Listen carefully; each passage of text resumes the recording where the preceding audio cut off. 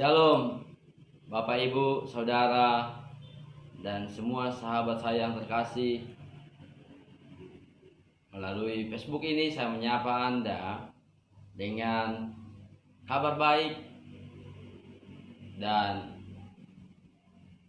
kebenaran yang memerdekakan. Sebelum saya menyampaikan kabar baik,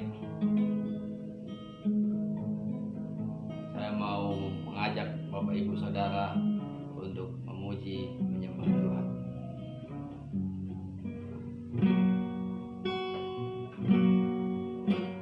Bapa, Engkau baik. Bapa, Engkau baik. Kau selalu baik kepadaku. Bapa, ku ciptakan. Bapa, Engkau baik. Bapa, Engkau baik. Kau selalu baik kepadaku. Bapa, ku ciptakan. Aku memujimu. Aku menyembahmu. Ku nyanyi haleluya.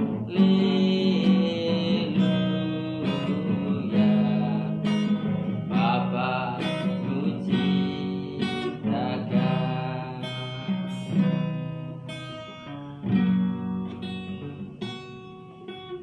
Bapa, Engkau baik. Bapa, Engkau baik. Kau selalu baik kepadaku. Bapa, ku ciptakan. Aku memujimu. Aku menyembahmu. Ku nyanyi haleluya.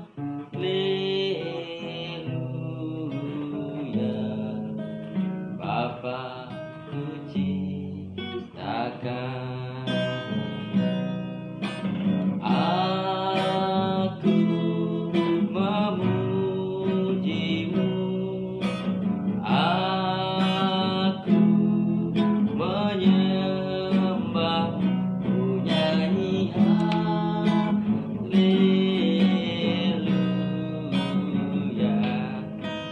Bapa, ku ciptakan.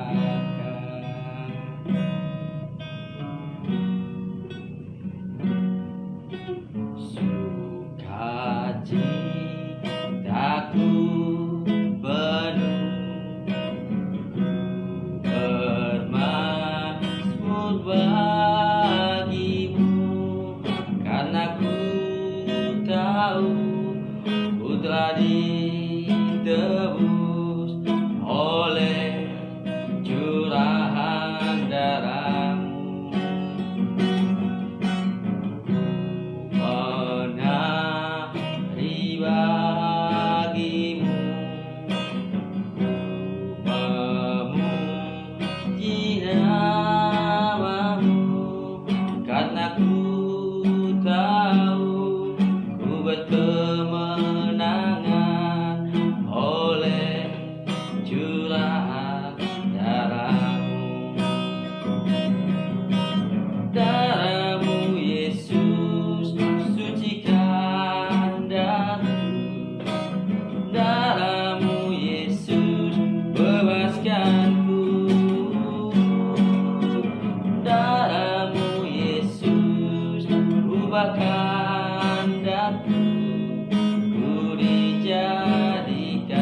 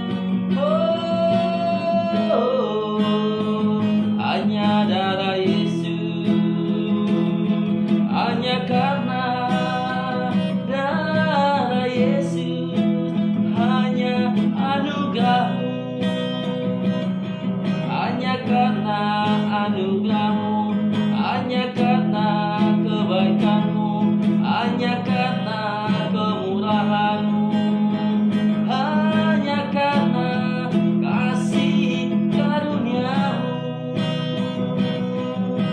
Jesus, Jesus, Jesus.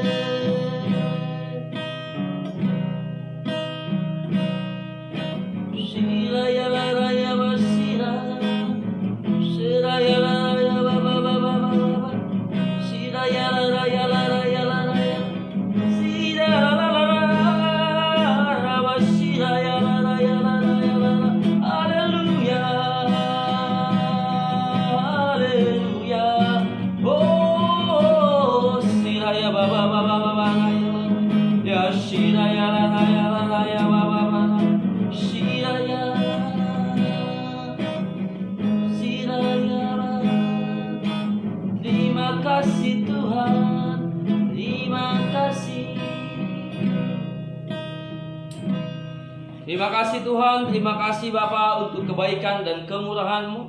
Saat ini hamba-Mu, anak-Mu mau menyampaikan kebenaran firman Tuhan kepada jemaat-Mu GJKI Metanoia Batam, dan juga orang-orang percaya, sahabat-sahabat saya, rekan-rekan saya yang ikut menonton. Percaya Tuhan memberkati setiap aktivitas kami malam hari ini. Firman Tuhan yang kami sampaikan pada malam hari ini, saat ini. Terima kasih Tuhan, kami percaya Engkau tidak dibatasi tempat dan waktu, dan juga bukan hikmat manusia, tapi hikmat Tuhan oleh Roh Kudus, sehingga kami mengalami sukacita dan pewahyuan demi pewahyuan.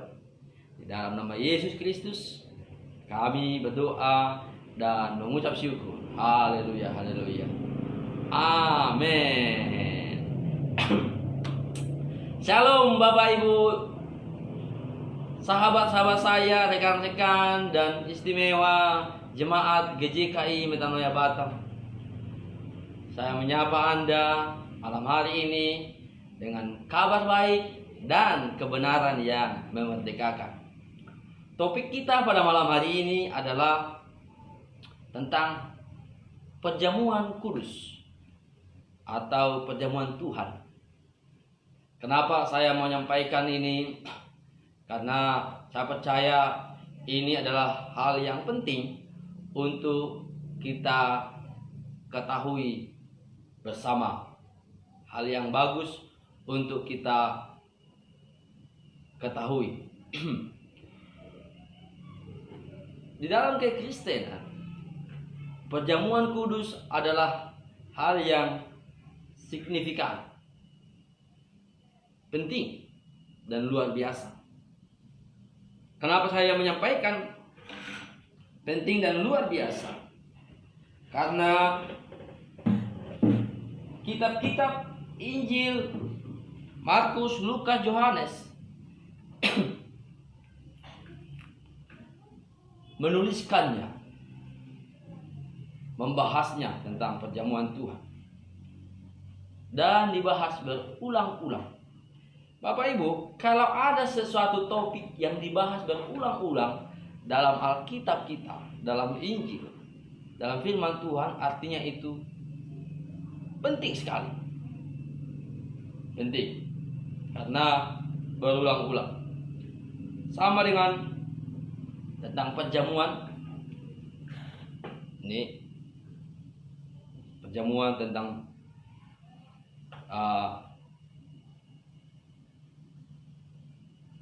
roti dan anggur. Dibahas dalam Injil kita, dalam Alkitab kita berulang-ulang.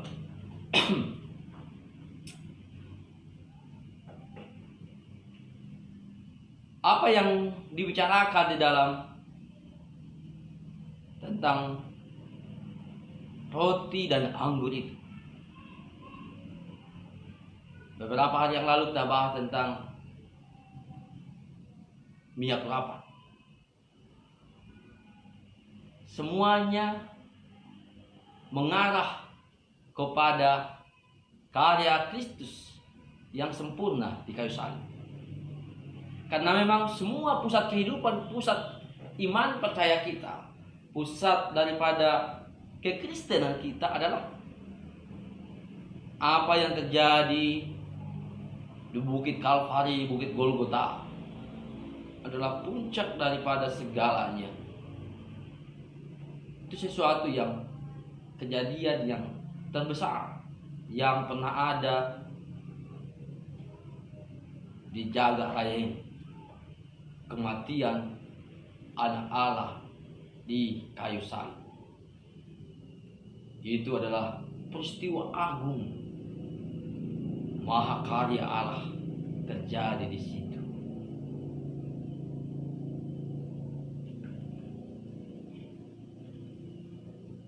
Kenapa penting kita bahas tentang perjamuan kudus? Karena banyak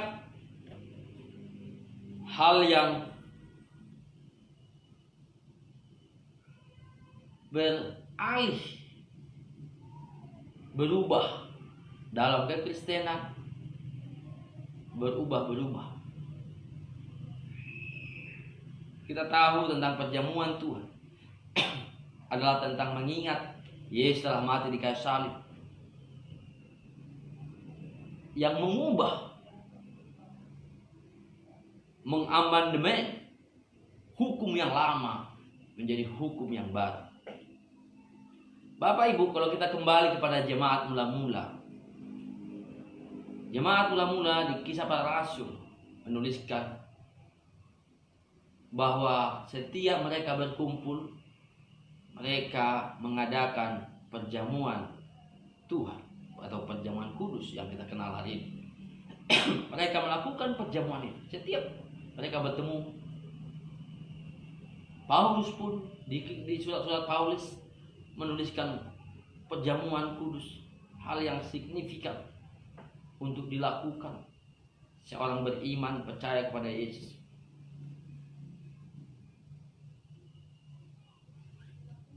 Pada saat jemaat mula-mula,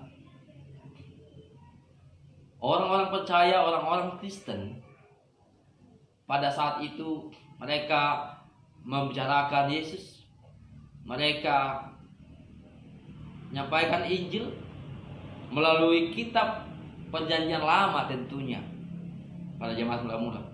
Kenapa dari Perjanjian Lama mereka menceritakan karya salib itu? Karena memang belum ada perjanjian baru dituliskan pada waktu itu.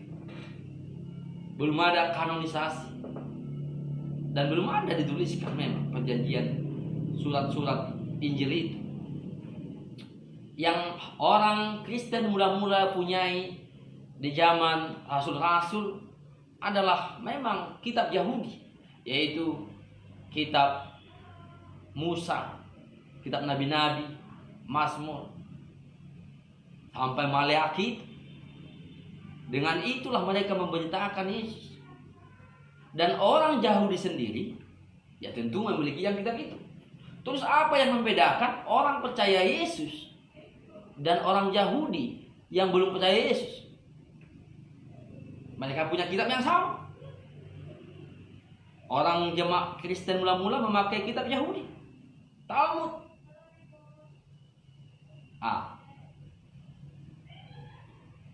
Yang membedakan salah satunya adalah mereka percaya bahwa Yesus Kristus adalah penggenapan daripada hukum itu, dari kitab nabi-nabi itu. Dan di dalam pertemuan-pertemuan mereka melakukan perjamuan Tuhan. Dalam pertemuan-pertemuan mereka, orang Yahudi bertemu hari Sabat, orang Kristen juga mungkin bertemu juga di hari Sabat.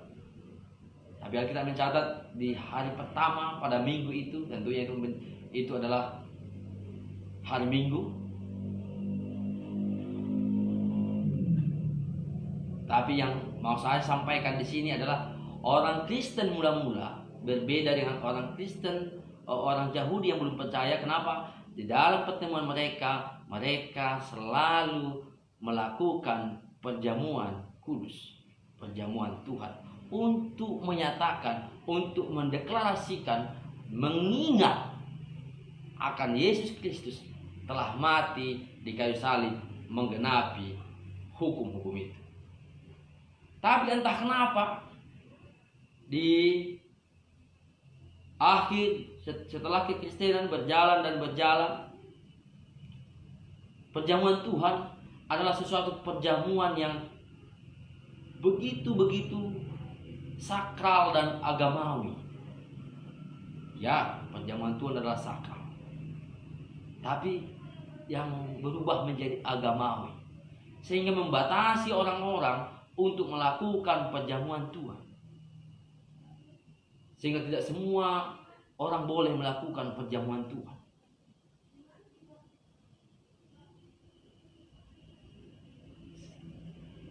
Saya pernah bergereja di sebuah gereja.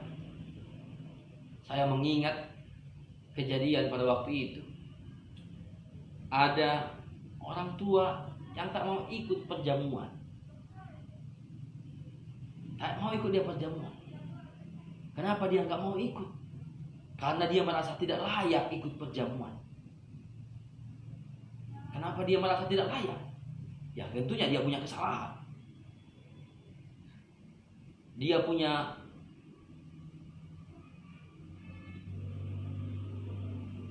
teman yang lagi tidak cakapan, sehingga mereka tidak ikut dalam perjamuan itu. Karena menurut mereka tidak layak dalam perjamuan itu. Ini salah satu contoh kesalahan dalam pengertian perjamuan, di mana yang berubah menjadi sesuatu yang agamawi. Itu hal-hal yang menjadikan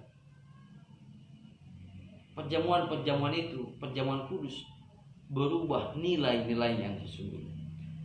Baiklah Bapak Ibu, saudara-sahabat yang terkasih, saya di sini hanya sedang berbagi untuk saling meneguhkan, menguatkan, juga bisa kita saling meneguhkan satu sama lain, menambahkan yang baik. Ada kesalahpahaman di dalam perjamuan.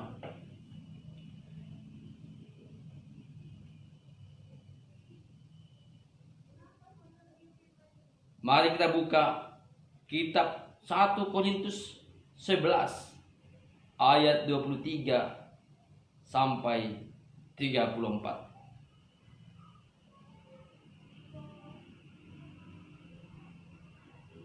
Di kitab Hosea pasal 4 ayat 6 berkata, umatku binasa karena kurang pengetahuan, tidak mengenal Allah yang seutuhnya. Jadi mari kita mengenal Allah dengan benar, supaya kita mengalami sukacita, mengalami yang telah Tuhan sediakan. Ibarat makan dan minuman, Tuhan telah siapkan makan dan minuman itu untuk kita dengan berbagai makanan.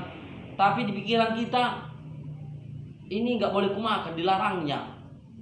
Nanti kalau kumakan ini marah dia, ini bukan bagian saya. Padahal yang menyiapkan itu, Bapa yang menyiapkan itu, semua disiapkan untuk kita. Tapi kita curiga kepada Tuhan, sepertinya makanan itu bukan untuk kita. Sama dengan Yesus, dia telah menyiapkan semuanya dan kita curiga akan dia. Jadi lihat Bapa yang baik. Kita kembali ke topik. 1 Korintus 11 ayat 23 saya baca dan Bapak Ibu bisa ikuti di situ. Jemaat Tuhan dan sahabat-sahabat, ada nih Pak Pargolan Nenggolan, ada Mama Rani, ada sahabat saya Dewi Huta Barat, ada Pak Ben, shalom semuanya. Ada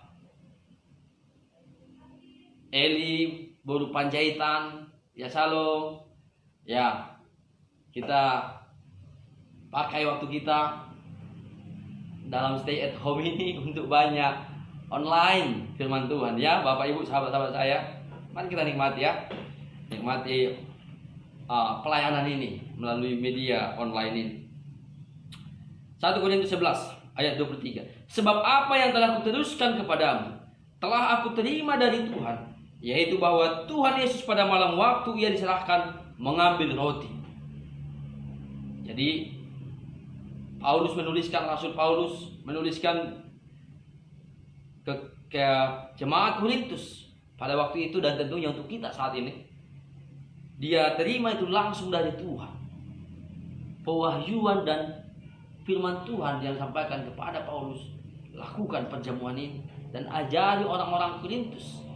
Halo Apra, Arifin Shopping, ajari orang-orang Korintus untuk melakukan perjamuan dengan layak, dengan benar. Ayat 24. Dan sesudah itu ia mengucap syukur atasnya, ia memecah-mecahkannya dan berkata, inilah tubuhku yang diserahkan bagi kamu, perbuatlah ini menjadi peringatan akan aku. Saya ulang kembali Bapak Ibu.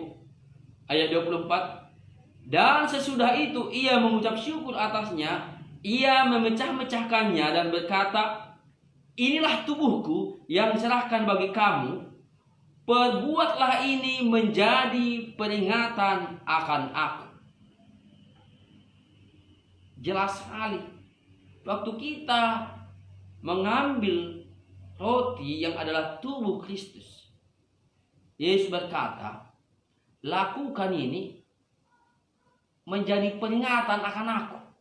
Jadi waktu kita melakukan perjamuan Tuhan, yang kita ingat adalah Yesus, karya Yesus, pekerjaan Yesus di kayu salib, perbuatan Yesus di kayu salib.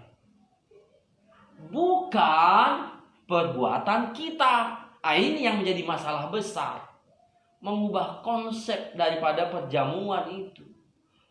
Karena banyak orang melakukan perjamuan, dia bukan mengingat Tuhan, tapi mengingat perilaku-perilakunya, dosa-dosanya, perilaku baiknya. Tak ada yang salah dengan mengingat kesalahan-kesalahan kita dan meminta permohonan ampun dari Tuhan. Sesuatu hal yang baik.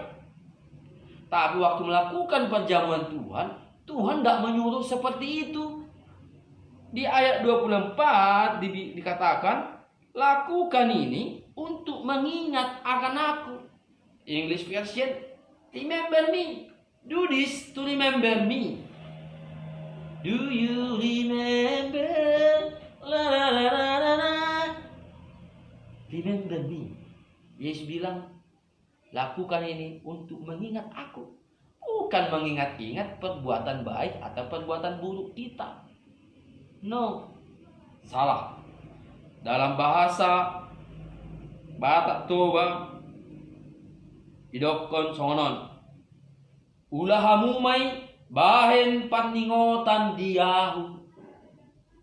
Ulahon hamumay bahen paningotan diahu ninna Jesus. Jesus say, do this to remember me. Yesus berkata, lakukan ini untuk mengingat akan aku. Ini penting, poin yang sangat penting. Waktu melakukan perjamuan Tuhan, itu akan mengubah konsep kita tentang perjamuan. Jadi jelas itu. Tidak mengingat-ingat tentang kita. Perbuatan baik, perbuatan buruk, atau perbuatan apapun namanya, setengah baik, setengah buruk, setengah jelek, setengah baik. No. Holy Communion, not about you, but about Jesus. Tidak tentang Anda dan saya, tetapi tentang Yesus. Shalom Bapak, Amang Pandita, si Hombing, Jefferson si Hombing. Shalom. Ambaritawan baritan nauli ko, Amang. Jadi jelas poinnya, dalam perjamuan Tuhan bukan mengingat tentang kita, bukan mengingat tentang dosa-dosamu, Jangan Anda waktu melakukan perjamuan Tuhan, yang Anda ingat perjamuan adalah dosa-dosamu. Nangis-nangis pula itu. Ingat-ingat dosa-dosanya. Kita menangis, ingat kebaikan Tuhan di kayu salib. Amin. Ya, jelas ya. It's not about us. It's not about me. It's not about you. It's not about Jesus Christ. It's about Jesus Christ. Talk about Jesus Christ. Tentang Yesus Kristus.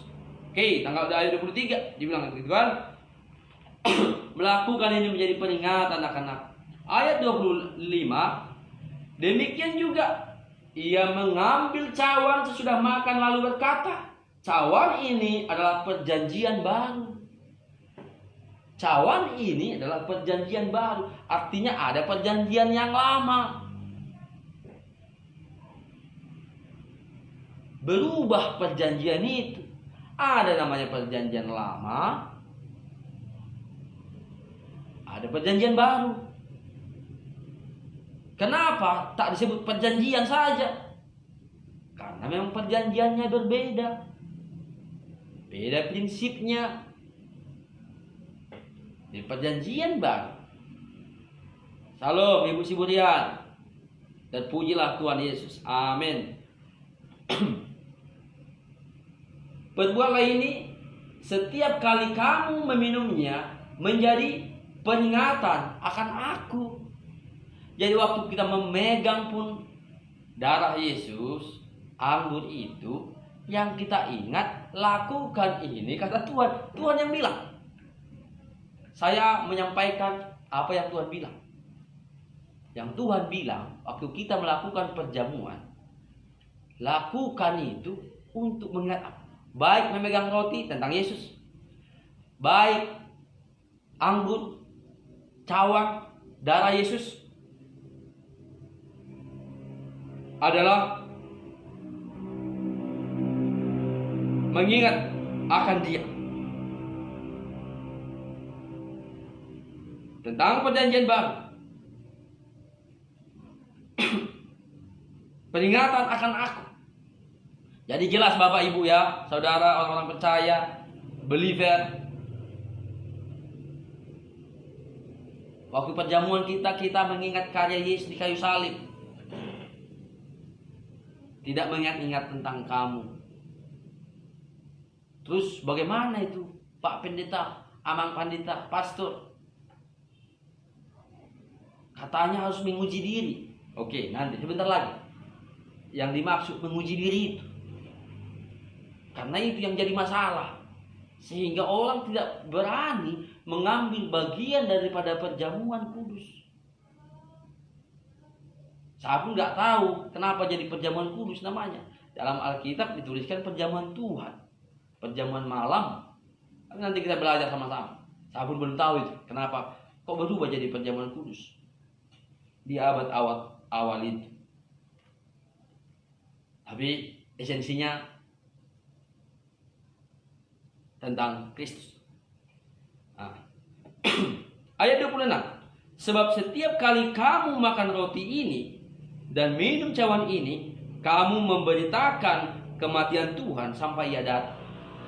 Ayat 26 berkata, karena ketika setiap kali kita pegang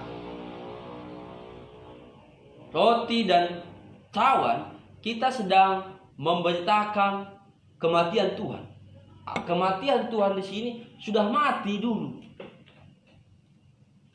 Yesus itu telah mati. Ini buktinya. Ini mengingat Dia, tubuh dan darah sudah mati, bukan akan mati. Bukan akan mati. Jangan berpikir terbalik. Kalau aku bertobat kembali kepada Yesus, maka Yesus akan mati untukku. Jangan. Dia telah mati untuk Anda dan saya sebelum kita bertobat. Tetapi setelah kita bertobat, metanoia, repentation, repent to God, kembali kepada Yesus, kematian itu menjadi bagian kita. Perlu percaya, mempercayai karya itu. Dan Tuhan bilang, lakukan ini. Lakukan seperti ini ya untuk mengingat aku. Artinya kalau kita lakukan seperti itu, kita sedang melakukan firman Tuhan.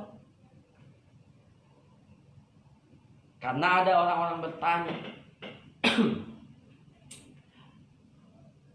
tak perlu kita melakukan perjamuan Tuhan mengingat Tuhan. Bisa.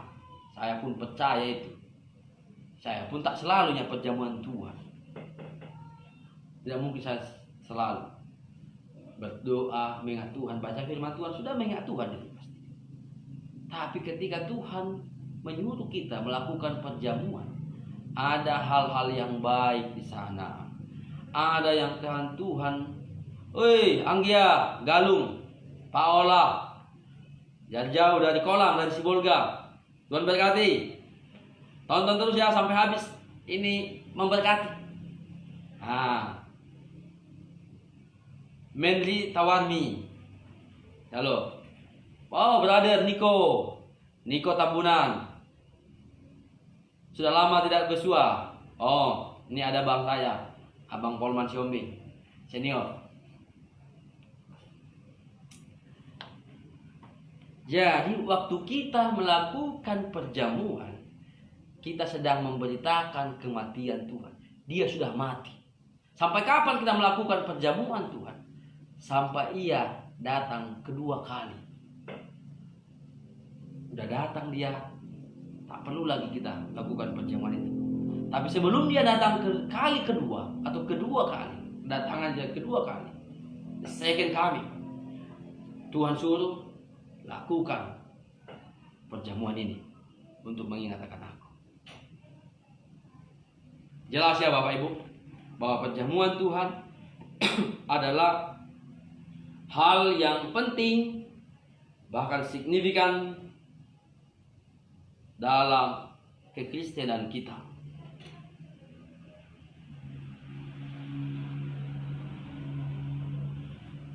Apa yang dibicarakan tentang kenapa ada dua? Kenapa ada dua media?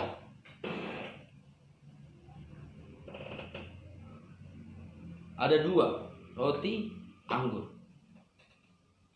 untuk mengingat Tuhan. Dan kenapa juga pakai benda yang lain? Kan bisa saja mengingat Tuhan benda yang lain. Contoh pakai palungan mengingat Tuhan bisa, atau pakai salib. Pakai salib mengingat Tuhan bisa juga. Atau pakai cambuk, karena cambuk Yesus bisa juga. Oh, mian holong, orang sanggia. Tapi Tuhan menyuruh.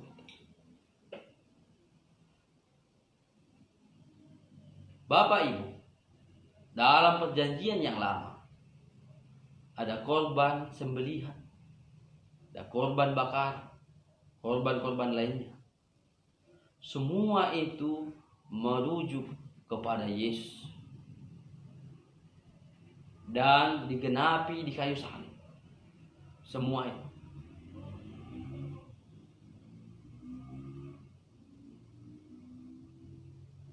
Dan dahsyatnya darah Yesus ini, tubuh, tak tahu banyak kali tulah terjadi di Mesir, tapi hanya ketika ada darah domba baru bangsa itu bebas. Artinya di antara semua mukjizat baik tulah dan sebagainya, yang terbesar adalah ketika kita bicara tentang darah Yesus. Termasuk perjamuan ini hal yang sangat simpel dan sederhana. Sederhana itu, tapi kuasa ilahi, kuasa Kristus, kuasa karya Yesus di kayu salib akan dimanifestasikan melalui perjamuan Tuhan.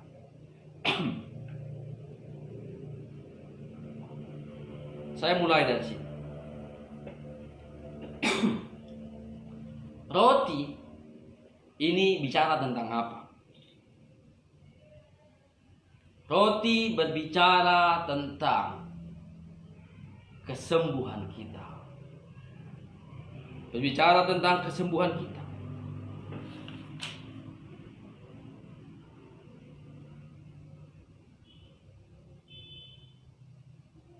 Yesus sebelum disalibkan, dia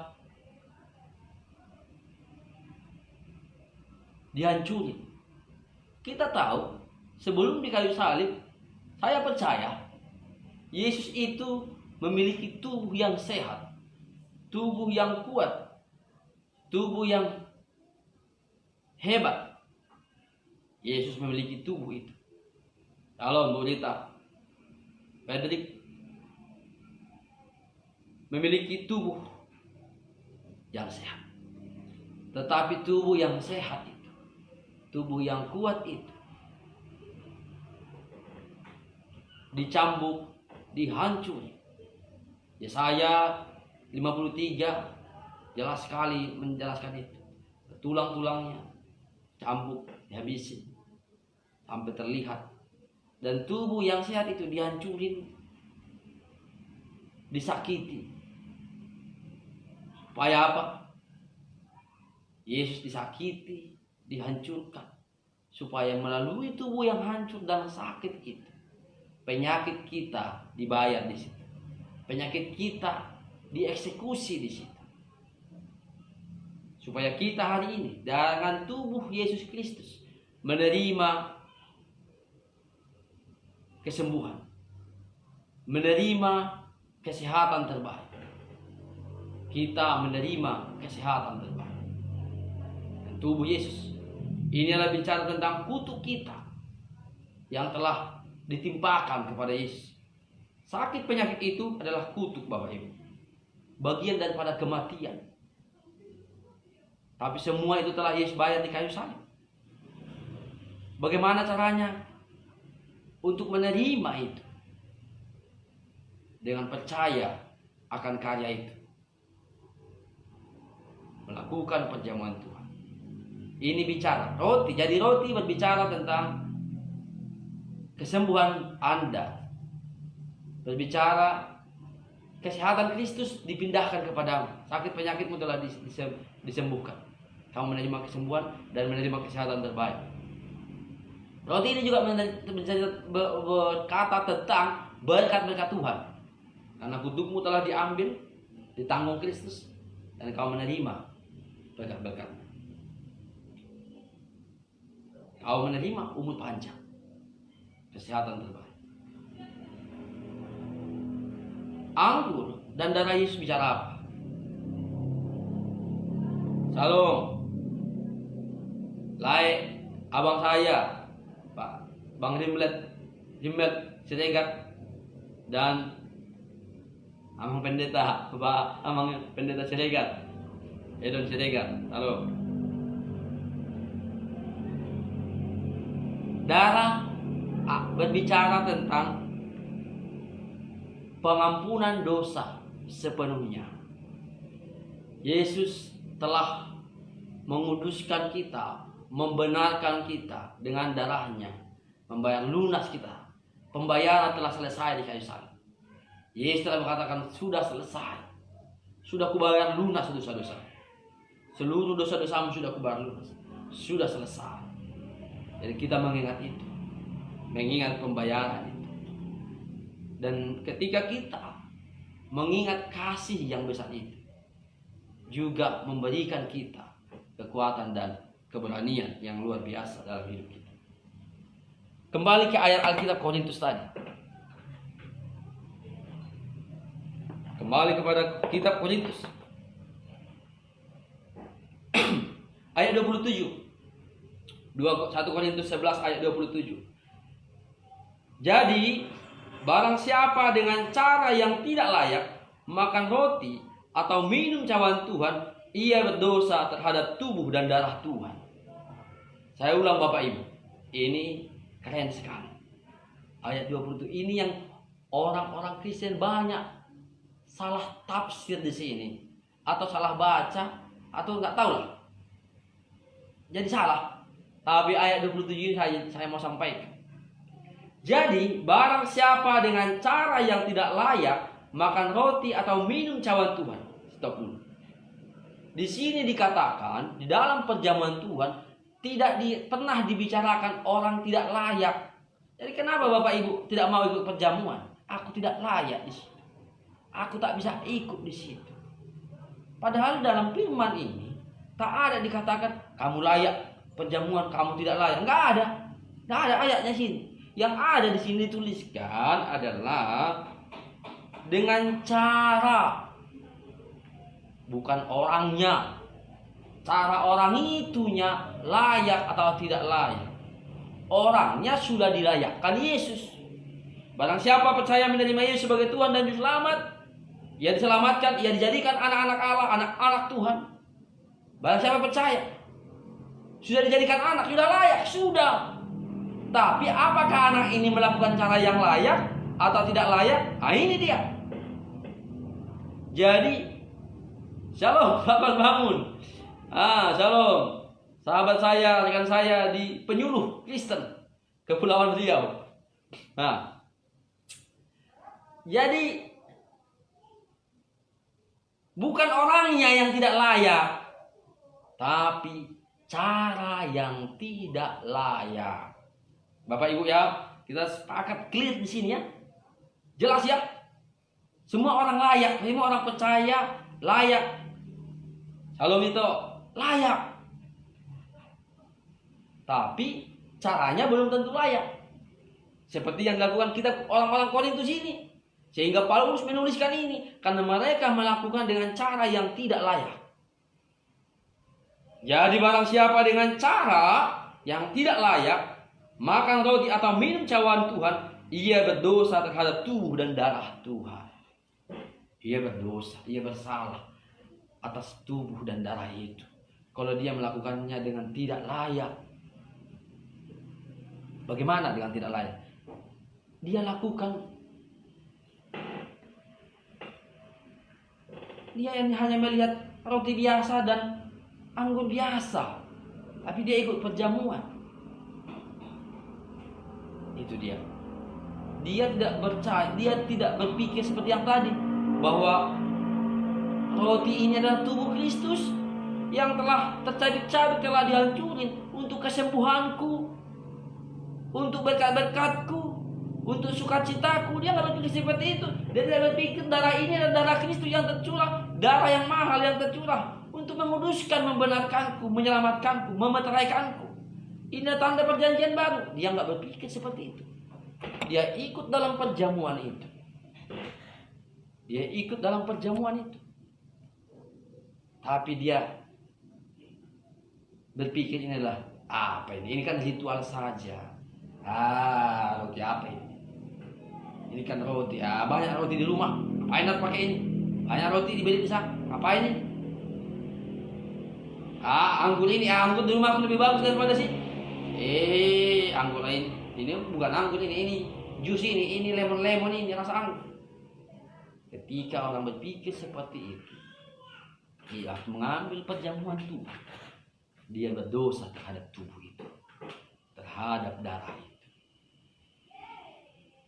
Itulah yang dibahas, dikatakan di 1 Korintus 11 ini.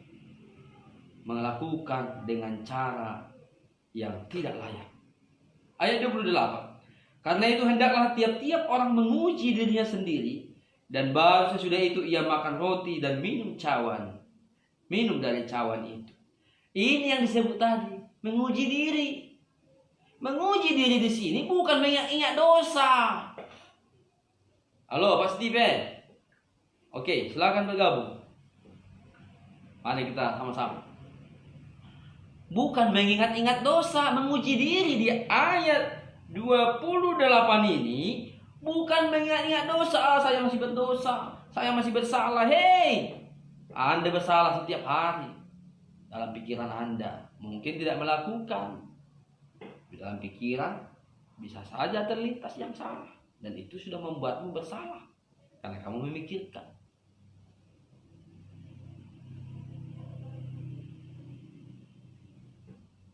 Tapi ini nggak bicara itu. Bicara di sini adalah hendaklah tiap-tiap orang menguji dirinya sendiri, dan baru sesudah itu ia makan roti dan minum dari cawan itu. Menguji diri artinya, apakah aku benar-benar sudah mengakui ini tubuh dan darah Yesus, mengingat dia di kayu salib. Itulah namanya menguji diri. Menguji diri. Ujilah dirimu. Apakah kamu mempercayai karya itu atau tidak?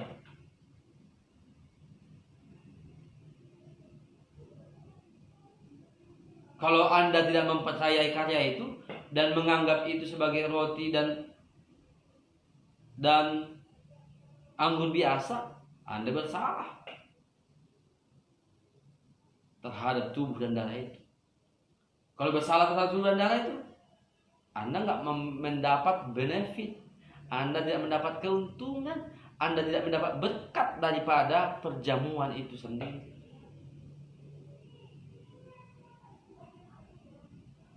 Anda nggak mendapatkan, sia-sia. Padahal Tuhan sudah menyiapkan kesembuhanmu, umur panjangmu, sukacitamu,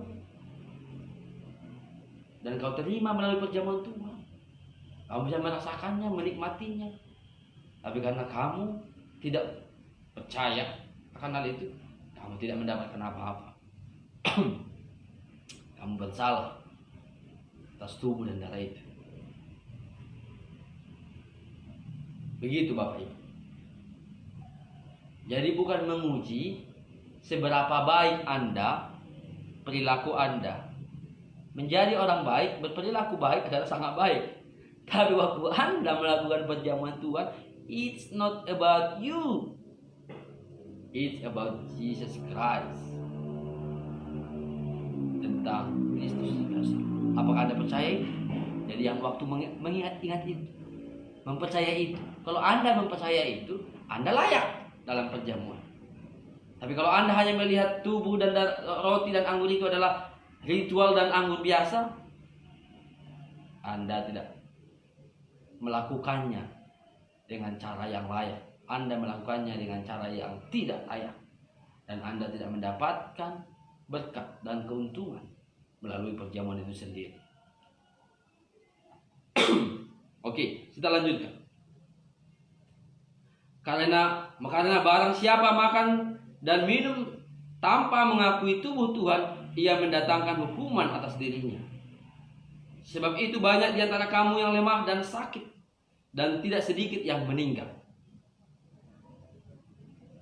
Kalau kita menguji diri kita sendiri, hukuman tidak menimpa kita. Tetapi kalau kita tidak menerima hukuman dari Tuhan, kita dididik supaya kita tidak akan dihukum bersama-sama dengan dunia. Bapak Ibu,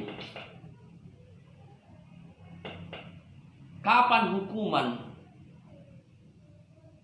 terjadi? Kapan sakit penyakit terjadi? Kita kembali dulu ke sana. Sesudah manusia jatuh ke dalam dosa. Sebelum manusia jatuh ke dalam dosa. Wah, salam Bang Teddy. Ya. Kalian atau Tobi. Sebelum manusia jatuh ke dalam dosa, tidak ada sakit penyakit, tidak ada penderitaan, tidak ada kutuk. Tetapi sesudah manusia jatuh ke dalam dosa, ada hukuman ilahi akibat dosa itu. Jadi ada dosa. Ada Pak Ledi Rembang. Disitulah mulai sakit penyakit, penderitaan dan kutuk. Sesudah manusia Adam pertama jatuh ke dalam dosa. manusia pertama, Adam, manusia pertama. Jadi semua orang sudah jatuh ke dalam hukuman itu, hukuman ilahi. Tapi kita ingat, Yesus di kayu salib telah membayar semua hukuman itu. Lunas. Sakit penyakitmu telah dibayar lunas di kayu salib oleh bilu-bilu Yesus Kristus. Stresmu telah dibayar lunas di Taman Getsemani. Anda tidak perlu stres. Kalau Anda sedang stres, ingat, stresku ini telah dibayar lunas di kayu salib oleh Yesus. Aku tidak butuh stres. Stresku ini telah diambil Kristus. Kutuk telah diambil, hukuman telah diambil Yesus. Waktu kita mempercayai perjamuan Tuhan tadi dengan cara yang layak, maka hukuman itu tidak menimpa kita, tidak bisa lagi datang kepada kita. Tapi waktu kita tidak mempercayai, melakukan dengan cara yang tidak layak, perjamuan dengan cara yang tidak layak, hukuman itu sepertinya berlaku. Jadi waktu kita melakukan dengan cara yang tidak layak, kita sedang mendeklarasikan hukuman itu tidak menimpa kita. Maka percaya waktu melakukan perjamuan Tuhan, udah pernah melakukan perjamuan kudus, mengingat karya Kristus kayu salib dengan jelas, hukuman tidak bisa datang lagi kepadamu, karena engkau sedang mendeklarasikan dengan cara yang benar, dengan instruksi daripada Yesus Kristus. Perjamuan Tuhan itu adalah instruksi dari Yesus, langsung dari Tuhan. Karena ayat 23 dikatakan, sebab apa yang telah kuteruskan kepadamu telah aku terima dari Tuhan, kata Rasul Paulus. Dia terima dari Tuhan, aku terima instruksi ini dari Tuhan. Jadi instruksi melakukan perjamuan kudus adalah instruksi Yesus. Lakukan ini ya, untuk mengingat akan aku.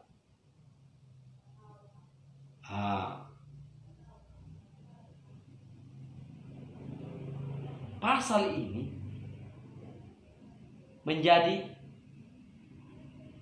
menakutkan sepertinya bagi orang-orang percaya untuk melakukan perjamuan Tuhan, karena diartikan salah. Karena pada umumnya kita melakukan perjamuan kudus karena tradisi-tradisi gereja yang sebelum-sebelumnya. Harusnya waktu melakukan perjamuan kudus kita kembali kepada perjamuan kudus yang dilakukan jemaat mula-mula. Pure, benar-benar mereka terima dari Tuhan, tidak dijadikan ritual-ritual agamawi. Dan kenapa ayat ini muncul? Pasal ini muncul. Ayat 33 jelas. 33 ayat terakhir. 2 ayat lagi ya. Saya baca langsung. Karena itu, saudara-saudaraku, jika kamu berkumpul untuk makan, nantikan olehmu seorang akan yang lain. Kalau ada orang yang lapar, baiklah ia makan dahulu di rumahnya, supaya jangan kamu berkumpul untuk dihukum. Hal-hal yang lain akan kuatur kalau aku datang. Latar belakang daripada ayat ini bahwa orang-orang Korintus kacau. Karena ini jelas mengatakan keadaan mereka di ayat 33-34 ini. Kalau kamu berkumpul untuk makan, nantikan oleh seorang yang lain. Artinya tak jelas. Orang-orang ini tak jelas. Tak ditunggunya orang lain makan dihabiskannya. Kita bahwa perjamuan waktu dulu kan nggak seperti ini, Bapak Ibu. Perjamuan waktu jemaat mula-mula nggak model begini, kecil-kecil, tapi ada rotinya besar-besar dan anggurnya juga banyak.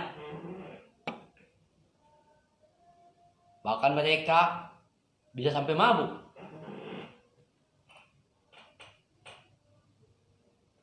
Jadi mereka melakukan perjamuan itu bukan karena untuk mengingat Tuhan. Mereka hanya untuk makan roti yang supaya kenyang. Mereka supaya bisa minum anggur banyak yang mungkin yang free. Karena ayat 33 mengatakan seperti itu. Karena itu saudara-saudaraku, jika kamu berkumpul untuk makan, nantikanlah oleh orang yang lain. Kalau ada orang yang lapar, baiklah ia makan dahulu di rumahnya, supaya jangan kamu berkumpul untuk dihukum. Jadi orang ini akhirnya pada saat itu orang-orang ini berkumpul. Korintus ini, orang-orang jemaat Korintus ini berkumpul untuk happy-happy. Bukan untuk mengingat Yesus Kristus di kayu salib karyanya. Makanya Paulus menegur jemaat ini melalui surat Korintus ini. Jadi kita tahu Bapak Ibu ya, jelas ya latar belakang daripada kenapa ayat-ayat tadi di atas muncul. Halo Mami Queen, kenapa ayat-ayat ini muncul? Karena mereka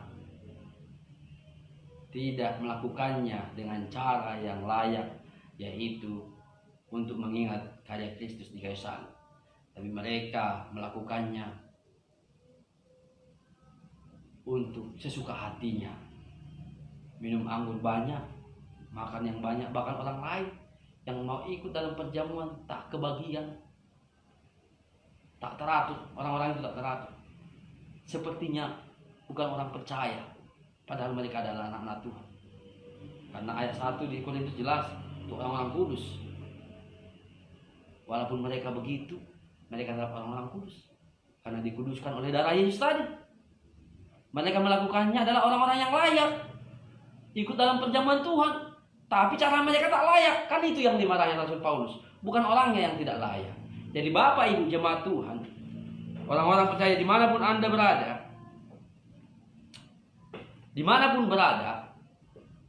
kalau Anda sudah menerima Yesus sebagai Tuhan dan Juru Selamat, Anda adalah anak-anak Tuhan. Darah Yesuslah dialah yang menjadikanmu anak, bukan kamu yang pengen jadi anak Tuhan. Setelah kamu menerima Yesus, Dia menjadikanmu anak. Kehendak Tuhanlah engkau menjadi anaknya. Kalau kamu sudah menjadi anak Tuhan, kamu orang yang layak dalam perjamuan Tuhan. Tapi kamu perlu tahu melakukannya dengan cara yang layak. Orangnya layak, caranya belum tentu layak. Orangnya kudus, perbuatannya belum tentu kudus. Nah, nanti jadi lari-lari kemana-mana kita cerita apa ini firman ini. Kita fokus dengan perjamuan Tuhan ini. Jadi orangnya layak, tapi cara dia tak layak. Makanya kita sekarang saya mau sampaikan ini supaya kita melakukan dengan cara yang layak, supaya penghukuman itu tidak ada pada kita. Karena penghukuman kita telah Yesus bayar di kayu salib. Dengan mendeklarasikan itu, hukuman dari dunia ini yang terjadi saat ini tidak datang kepada kita. Kita mengalami kesehatan terbaik, kita mengalami umur panjang, karena telah dibayar lunas di kayu salib. Begitu Bapak Ibu. Jadi kita sudah layak. Kapan kita melakukan perjamuan Tuhan? Seperti biasa di gereja kita, gereja kami, GJKI Metanoia, sekali seminggu. Gereja lain mungkin sekali sebulan atau lebih. Itu adalah hak dan bagian kita. Keputusan. Saya tidak membahas itu. Tapi saya mau sampaikan bahwa jemaat mula-mula, bahkan mereka melakukannya setiap kali mereka ada pertemuan. Setiap hari mereka memecah-mecahkan roti, melakukan perjamuan kudus. Kenapa saya bahas malam hari ini? Situasi saat ini ibadah kita online, tidak di gereja, di rumah-rumah saat ini. Saya mau mengajak semua Bapak Ibu jemaat Tuhan, khususnya GJKI Metanoia Batam, dan semua sahabat-sahabat yang mau juga menerima berkat daripada perjamuan Tuhan ini. Mari kita lakukan perjamuan ini di dalam ibadah rumah-rumah kita, secara keluarga maupun secara pribadi. Lakukan dengan cara yang layak, mengingat akan Dia. kita mengerti pewahyuan akan perjamuan ini sesuatu yang sangat excited, sesuatu yang sangat menarik, penuh sukacita. Lakukan dengan iman. Lihat bahwa ini adalah tubuh dan darah Yesus, mengatakan dia. Cara terbaik mengingat karya Kristus di kayu salib adalah dengan perjamuan Tuhan, dengan perjamuan kudus. Saya mengajak kita semua untuk melakukan itu, mengerti tentang perjamuan Tuhan. Dari manakah bahannya? Kalau tidak ada hosti seperti ini di rumah Anda,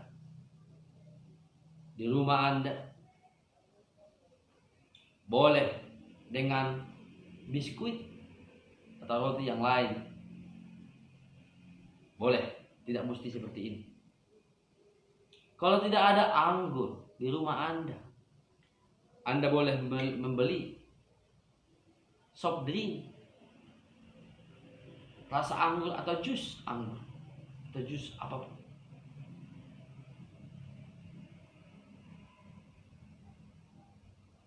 Bahkan kalau tidak ada jus Anda di tempat yang jauh daripada keramaian, Anda juga boleh menggunakan dengan air putih. Karena esensinya adalah mengingat karya Kristus, tubuh dan darahnya. Jadi lakukanlah perjamuan itu. Itu hal yang penting dalam iman kekristenanmu. Hal yang perlu Anda lakukan. Saya kira sudah lama sekali ya. Padahal ada rencana saya di bawah 1 jam. Saya asik sendiri kali ya di sini ya. Ya, kalau bicara tentang Yesus selalu menarik. Bahkan sampai pagi pun kadang kita lupa. Apalagi ada teman yang enak ngobrol, nyambung ceritanya, nyambung tentang Kristusnya. Wah, semakin asik tentunya. Dan saat ini saya mau mengajak Anda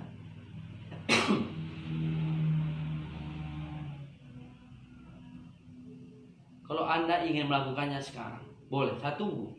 Saya kasih 1 menit lah untuk menyiapkan biskuit dan anggurnya boleh diganti dengan air putih saja. Saat ini boleh. Karena tidak ada. Kita lakukan dengan cara yang layak. Kalau Anda sudah mempercayai Yesus sebagai Tuhan dan Juru Selamat, Anda layak. Tapi kalau Anda belum mempercayai, atas dasar apa Anda ikut dalam perjamuan ini? Setiap orang yang percaya Yesus sebagai Tuhan dan Juru Selamat, Anda adalah anak-anak Tuhan. Anda layak dalam perjamuan Tuhan. Anda pewaris. Anda punya hak. Dan mari kita lakukan dengan cara yang layak. Sahabat-sahabat saya, Bapak Ibu jemaat Tuhan, saya akan menuntun kita untuk melakukan perjamuan ini dengan cara yang layak. Mari kita lakukan. Angkat roti di tangan kananmu. Lihat dengan imanmu bahwa itu adalah tubuh Kristus yang telah dihancurin, dicambuk, diluka-lukai sebelum dan disalibkan, waktu disalibkan.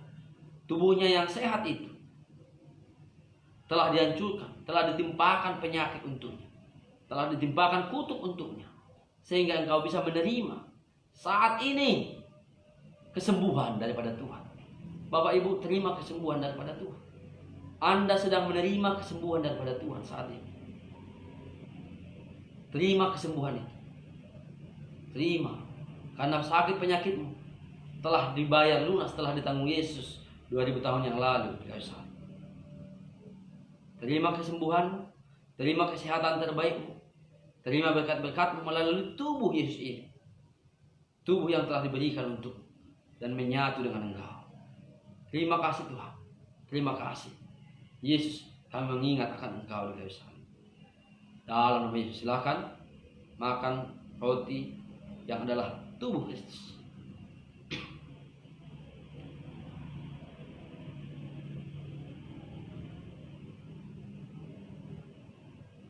Sekarang angkat cawan di tangan kananmu. Ini adalah darah Yesus, darah perjanjian baru.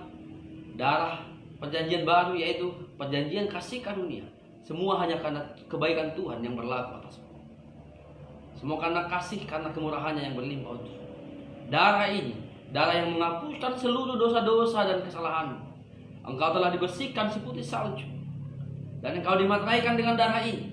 Tak satu pun kuasa membatalkan kuasa kebenaranmu. Tak satu pun kuasa yang bisa mengalahkan kuasa Kristus, kuasa darah Yesus.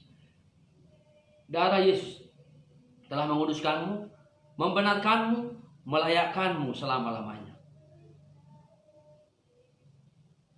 Terima materai ini. Di dalam nama Yesus Kristus, kami menerima darah-Mu ya Tuhan kami. Haleluya, amin. Silakan Bapak Ibu.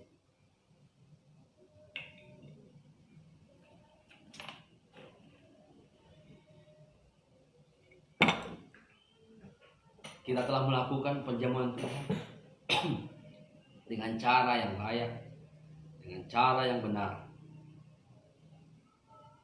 Lakukan itu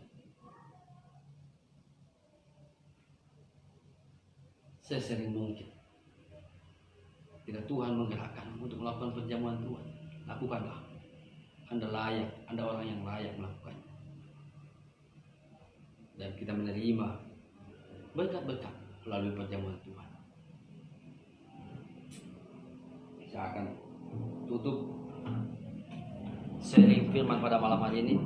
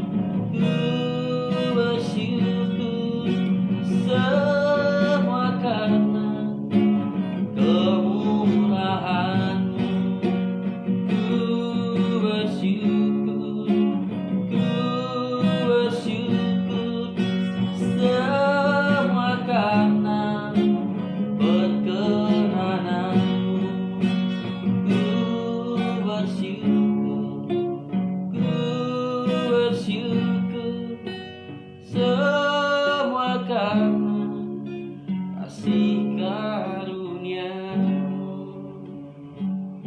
Terima kasih Tuhan, terima kasih Bapa untuk kesempatan malam hari ini, malam yang indah, untuk memberitakan dan mendengarkan kabar baik dan kebenaran yang memerdekakan. Kami diberkati dengan kebenaran-Mu, dan kami akan mengalami dan terus mengalami pribadi-Mu dalam hidup kami.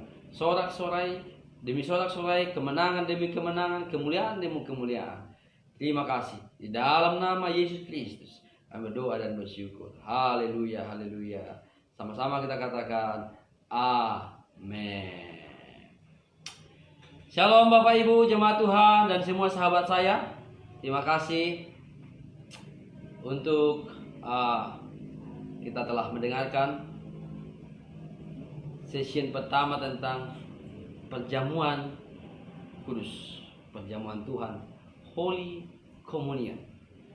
Ya, lain kali bisa kita sambung lagi. Kita ceritakan lagi tentang kasih Tuhan. Terima kasih. Tuhan Yesus memberkati. Halo, shalom, Anggia. Udut enjoy. Shalom Kolang, Sibolga.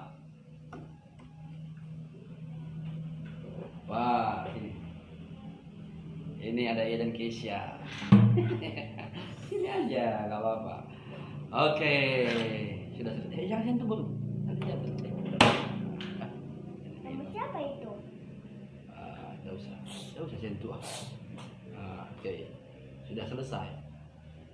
Oke, horas sudut, horas Anggia. Horas. Pak Antonius Siman Mata. Brother, Swandi Lubis. Wow. David Jaya. Wih. Akhirnya Facebook ini maksimal ya.